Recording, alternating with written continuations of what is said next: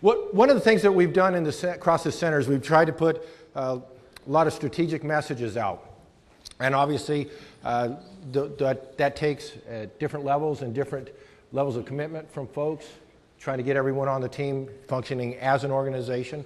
As we go, and we brought in Dr. Daniel Crosby to give as a guest speaker today, something a little bit different. I'd like to introduce him. He grew up here in Huntsville. He's earned a BS in psychology and a PhD in counseling psychology from Brigham Young University. When he returned back here to the Southeast, he served as a consultant to a number of organizations at Emory University and is currently the president of Inkblot Organizational Psychology. He's going to talk to us a little bit about change and how that is managed and how it works and inculcates on the personal level. So please, warm welcome for Dr. Daniel Crosby.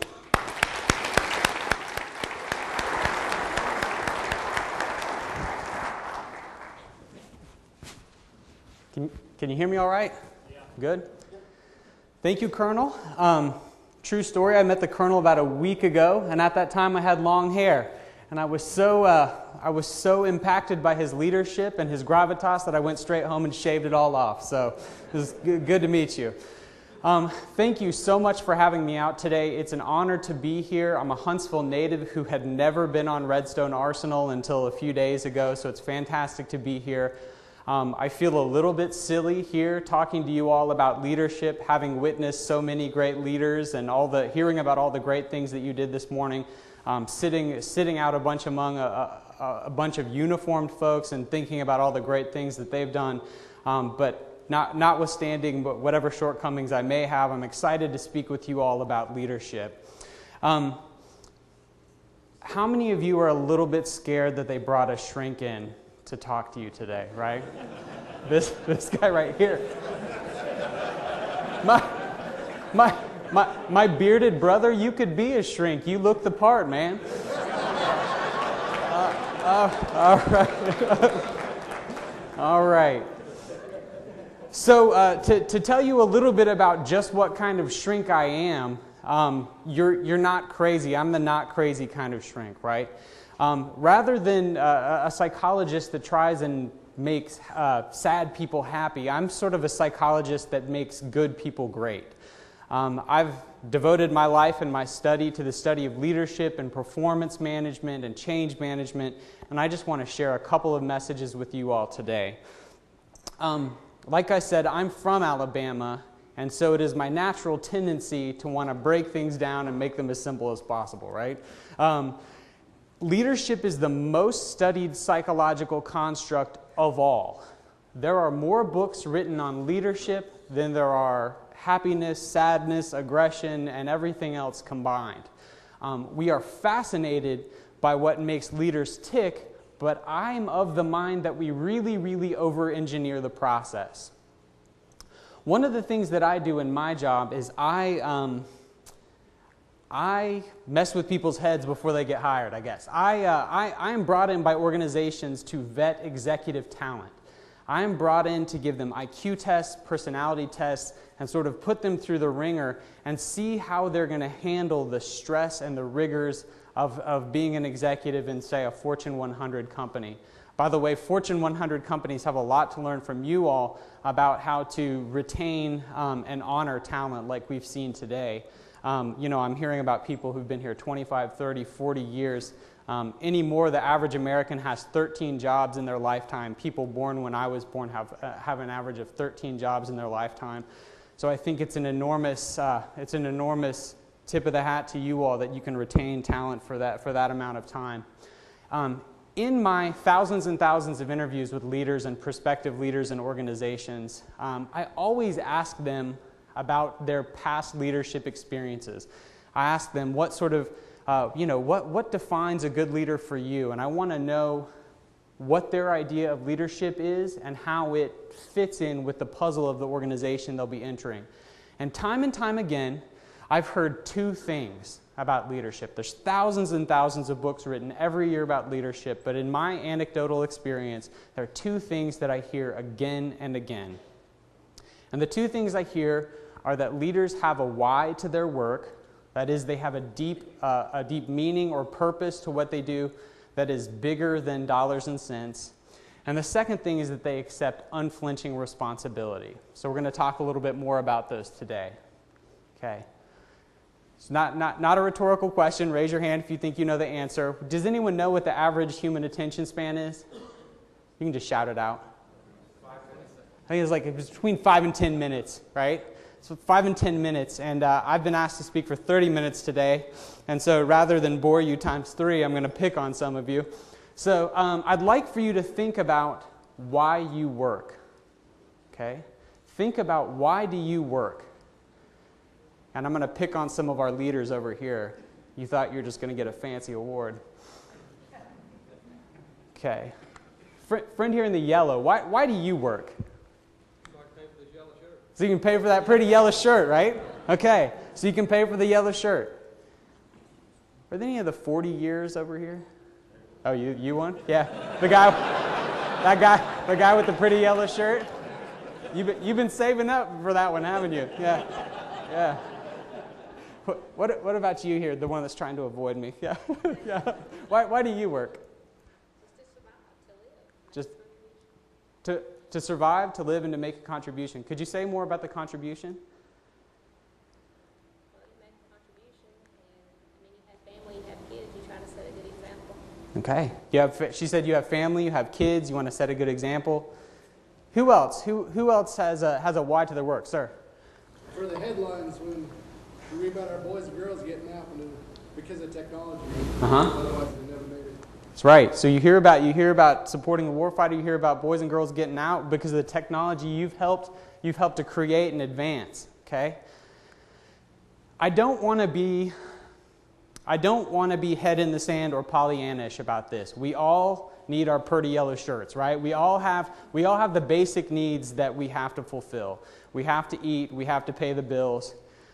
But after that's taken care of, I would suggest to you that if you want to be a leader, and I think you all have it within you, if you want to be a leader, you need to have a why to your work. And I heard some great whys, to make a contribution, to support a family, to support the warfighter. I think you guys are uniquely well positioned to be great leaders because the purpose is by and large already taken care of.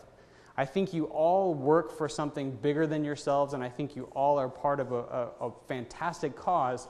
But sometimes in the day-to-day grind, it can be easy to let that slip out of view. And I want to talk about some reasons why it's so important and ways you can keep that in front of you.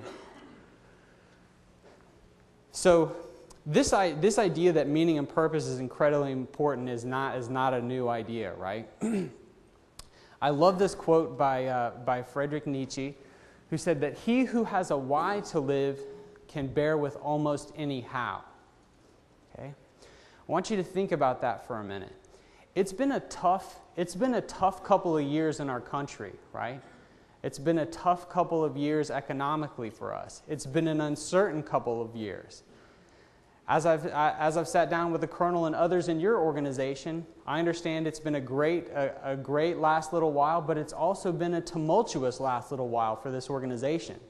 And as I looked over your org charts and as I looked over the various constituent organizations that comprise RTC, my head started to spin a little bit, and I do this for a living, and this is a complicated organization with a lot of moving parts.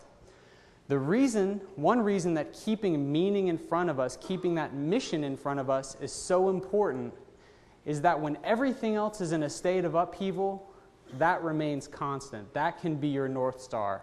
Whatever the changes you may be going through, whatever may be happening in the organization, at least I get to get up in the morning and go do something that benefits the country and benefits those boys and girls that you talked about there. There's many other reasons why purpose is so important. I hope I can call to mind the exact language that was used earlier when giving out the awards because it really made me laugh a little bit. It talked about people demonstrating exemplary service against, I think it was unreasonable timelines. Was that the language? Right? Against unreasonable timelines. When I run into someone at Target or I run into an old friend or something and you say, hey, how's it going? What's the first thing I usually hear from them? I'm busy. I'm tired. You know, we're all busy, we're all tired, we're all, in many cases, working against unreasonable deadlines there. So having a purpose really helps us prioritize. If you don't organize your day and manage your time relative to doing the biggest things first and the things that touch on that mission first, it can be easy to be eaten up by just little administrivia and just putting out fires. Keeping that why in front of us and understanding what's truly important helps us manage our time and helps us make decisions. The most famous unethical organization of the last few years is, of course, Enron, right? Even though, unfortunately, there's probably quite a few others we could talk about. And Enron famously had these 4 values etched in marble in front of their corporate headquarters so that when you drove up, it said, you know, honesty, commitment, communication, or whatever it was, right? So you drove up, and these folks had them etched in stone. But they had become so detached, they had become so unmoored from what mattered from a meaning and a purpose perspective that it became all about money for them. And what we find is 2 things. What we find is 2 things when getting the job done or making a profit becomes unmoored from doing what is right and doing what matters and doing what is mission critical. One, we find that people go to jail sometimes, and the second thing we find is that you have worse stuff, that the products that come out are worse. And we can't, in this organization, we can't afford to have that be the case. Raise your hand if you read the Malcolm Gladwell book, Outliers. Anyone? A couple of these guys over here read a little back there. Outliers is a fantastic book, and he talks about outliers as being these exceptional people. These people on, if you look at a normal curve, which we'll look at in a minute, the people on the far, far right end of the curve who are just exceptional performers. And one thing he found is that this exceptional performance came at a cost, and the cost was typically 10,000 hours of work. Okay? 10,000 hours of work, that's 5 years of a full-time job of practicing to be the best at whatever it is you want to be the best at. And he found that what gave people the drive to practice with that kind of intensity was doing something that was deeply meaningful to them. So when I meet people and I coach them and I counsel them relative to what they want to be when they grow up, right? I tell them, is what you're doing deeply meaningful to you? Is it more than a paycheck? Is it more than a yellow shirt to you, right? And if it's not, can you make it? Can you reorient your attitude and get it that way? Because if you can't do either of those things, you need to get out of that line of work because you'll never be the best in the world at what you do. And we can't have that in an organization like this.